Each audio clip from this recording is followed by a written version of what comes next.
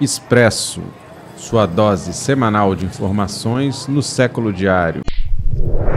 Buenos dias! Está no ar o Expresso, o programa que traz toda sexta-feira um resumo dos acontecimentos da semana no Espírito Santo sob o olhar crítico do século diário. O programa vai ao ar nos canais do Século Diário no YouTube, no Spotify e outras plataformas de áudio e no site seculodiario.com.br. Você pode nos acompanhar também no Instagram, que é @tvseculo. Sou Vitor Taveiro e o assunto da semana é a audiência pública na Assembleia Legislativa sobre a concessão de parques estaduais para iniciativa privada. Pela primeira vez, o secretário Felipe Rigoni falou publicamente e enfrentou questionamentos da sociedade civil e das autoridades. Ainda teremos o giro de notícias e o bloco de rolê com as dicas de cultura no Espírito Santo.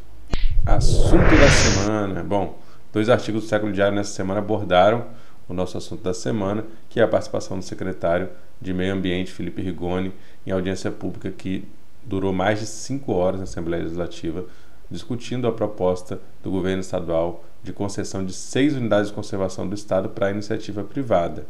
O chamado PEDUC, Programa de Desenvolvimento de Unidades de Conservação, prevê a realização de um leilão em 2025 para a concessão dos parques estaduais de Itaúnas, em Conceição da Barra, Paulo César Vinha, em Guarapari, Cachoeira da Fumaça, em Alegre, Forno Grande e Mata das Flores, em Castelo, e Pedra Azul, em Domingos Martins.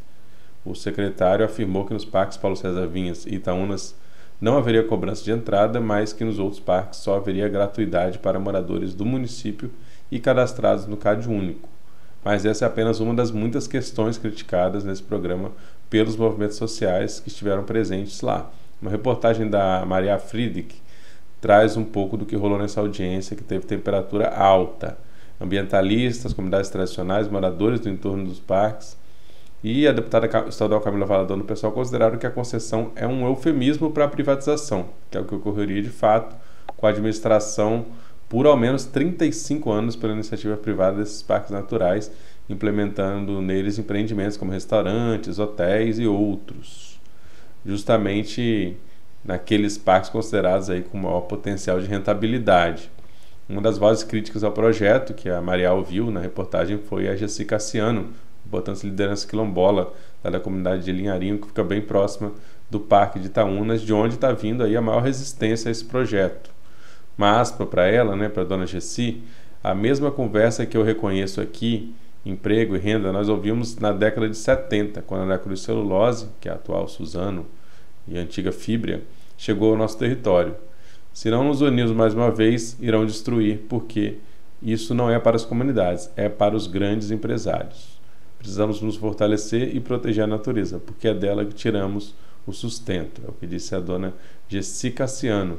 O biólogo Walter Luiz Oliveira Koch, que esteve presente também lá na audiência, ressaltou que o programa da Secretaria Estadual de Meio Ambiente, a SEAMA, coloca em risco não apenas a biodiversidade dos ecossistemas, que representam aí os últimos refúgios para diversas espécies, animais, vegetais, mas também a confiança pública nos órgãos de preservação ambiental fica prejudicada ao permitir empreendimentos econômicos que conflitam com o objetivo primordial de proteção integral dessas áreas. E ele diz o seguinte: precisamos de mais parques nas cidades e não mais cidades nos parques. Outro biólogo que esteve presente, Hugo Silva Cavaca, criticou a forma como os projetos conceituais têm sido divulgados na imprensa antes de se realizar uma escuta com as comunidades.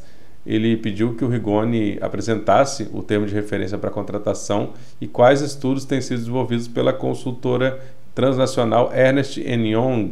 É uma consultora que recebeu aí 8 milhões de reais em dinheiros públicos sem licitação para realizar o estudo que serve de base para a proposta de concessão do governo.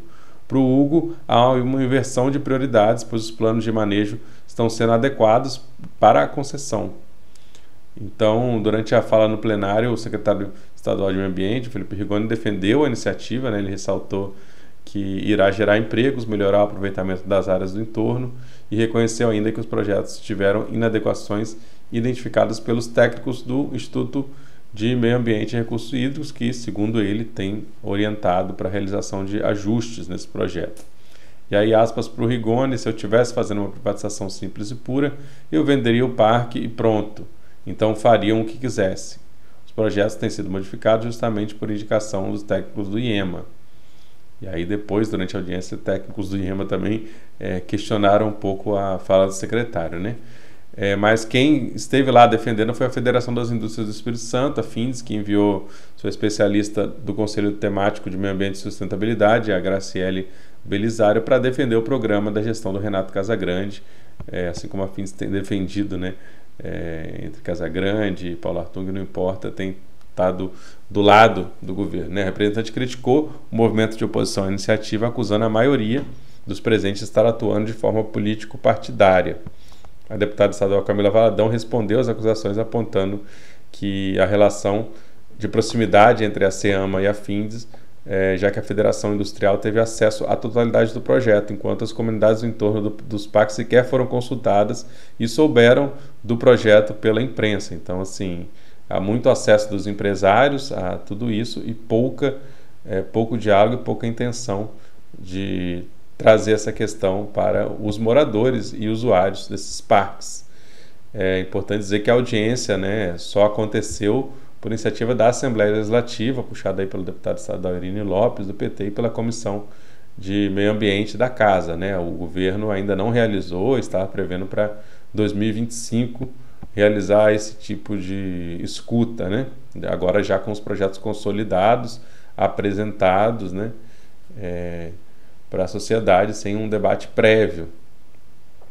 Aí a coluna Socioeconômicas da Manaíra Medeiros registrou a reação do secretário de Meio Ambiente nas redes sociais depois da audiência pública, porque ele postou, né, acusando os participantes de desrespeito, de ofensas à sua honra e família e ao fato de ser cego.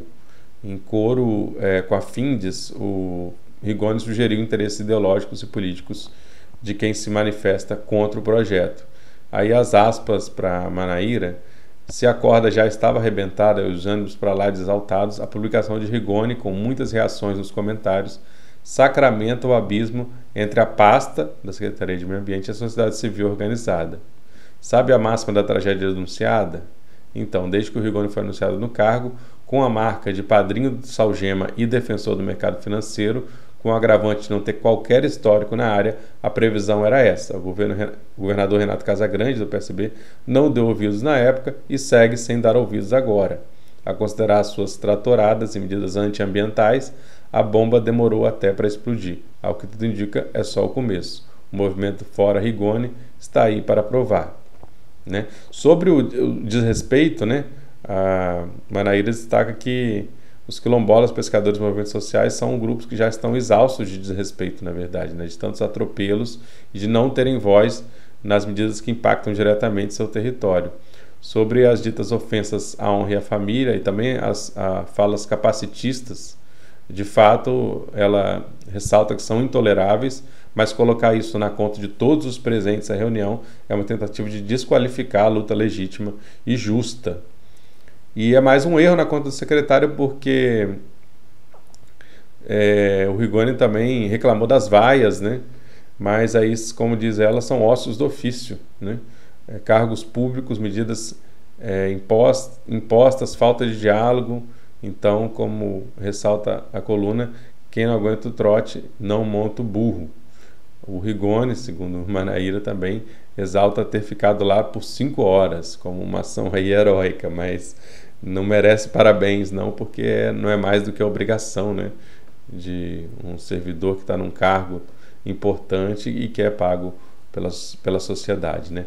A Manaíra aponta que a concessão com implantação de tirolesa, piscina flutuante, bangalôs, pousadas, decks flutuantes e estacionamentos em áreas de relevância ambiental e de pesca são algumas das intervenções que vão descaracterizar áreas tradicionais e ameaçar o que deveria ser uma prioridade, que é a preservação.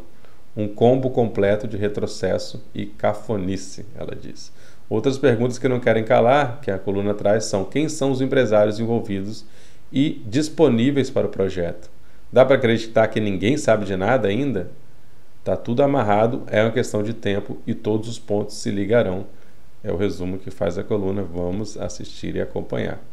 Passamos então para o nosso giro de notícias. PL sobre população em situação de rua em Vitória deve ser votada no próximo fim de semana. Na verdade, são 2 PLs na Câmara de Vitória. O vereador Luiz Emanuel, do Republicanos, quer impedir pessoas na rua em Vitória, e o André Moreira, do PSOL, se contrapõe com outro PL. Também sobre a Serra, 18-5 é o título de outra coluna socioeconômicas, ao contar pelos eleitos e agregados, o Everson Meirelles, do PDT, eleito prefeito da Serra, terá uma vida tranquila lá na Câmara Municipal, que, inclusive, outra notícia é que Saulinho da Academia deve seguir na presidência da Câmara da Serra, campeão de votos esse ano com 8.200 votos. O vereador tem o aval do PDT, que é o seu partido, nas articulações. Lá em Cachoeira de Itapemirim, Ferraço promete construir sambódromo no município. E outra notícia é que os Ferraço, pai e filho, se reuniram com vereadores em Cachoeiro. Lembrando que Ferraço pai foi eleito prefeito, Ferraço filho é o vice-governador do estado. Então esse encontro marca uma relação entre o governo do estado e a Câmara, já que a coligação do prefeito fez apenas uma cadeira na mesma. E falando aí também dos movimentos sociais, várias questões críticas. Famílias têm até 10 dias para responder se sairão de ocupação em Ponto Belo. A Fazenda Panorama reúne 32 famílias ocupadas que dizem não ter para onde ir. O prazo foi dado numa audiência no dia 21 de outubro e, caso não saia espontaneamente, pode haver uso de forças policiais na região. Outra notícia é que o movimento quilombola se mobiliza contra ameaças ao Córrego do Felipe. A área é alvo de reintegração de posse à empresa Suzano e pertence a um território reconhecido pelo INCRA como quilombola. Mudanças na legislação portuária ameaçam o emprego de 1.600 pessoas no estado. Os trabalhadores vão debater o tema em assembleia e sinalizam uma paralisação de 18 horas da categoria. Outra, aí abrindo aspas, outro título: sem reunião com o governador não vamos chegar a lugar nenhum. A sociedade civil volta a cobrar diálogo com o Renato Casagrande, governador, sobre a violência policial que tem acontecido aí, especialmente no município de Vitória, mas também em outras regiões. É uma notícia boa aí para dar uma aliviada, né? Primeira sala de cinema não comercial da Serra será inaugurada em março do ano que vem. O Centro Cultural Elisiário Rangel comemora expansão e novos projetos, então é muito legal ter uma sala de cinema não comercial na Serra. Falando aí das nossas entrevistas na TV Século, a entrevista do século a gente conversa com a filósofa Viviane Mosé, que reflete sobre política atual e desafios da sociedade contemporânea, né? Ela é capixaba e é uma pessoa muito importante, né, no pensamento político e filosófico do Brasil. Vale muito a pena assistir. No programa Política é esse, o convidado é Rafael Primo, eleito vereador do PT depois de 2 legislaturas em que o partido não conseguiu eleger ninguém na Câmara de Vila Velha. O PT está de volta, né? E o Rafael Primo conta aí sobre as estratégias e perspectivas do seu futuro mandato. A gente lembra que todo esse conteúdo que trouxemos está disponível gratuitamente no seculodiario.com.br.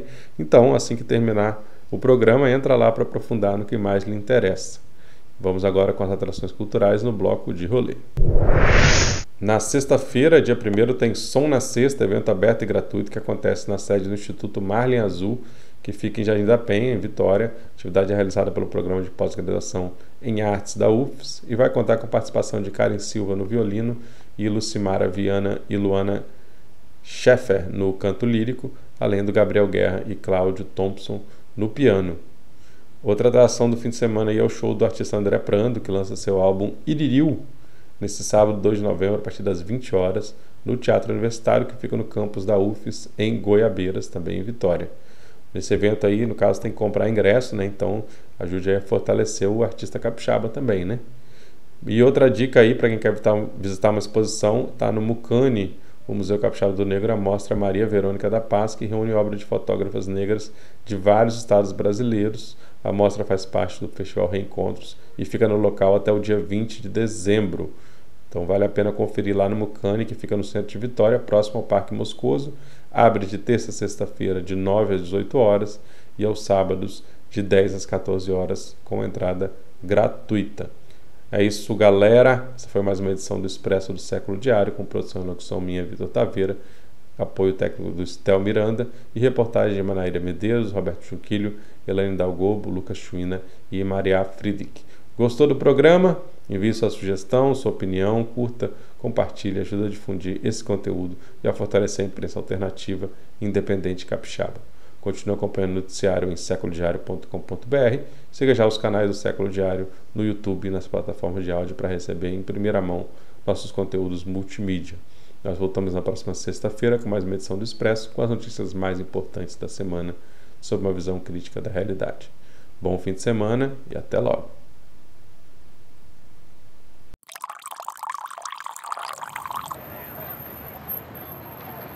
Expresso, sua dose semanal de informações no século diário.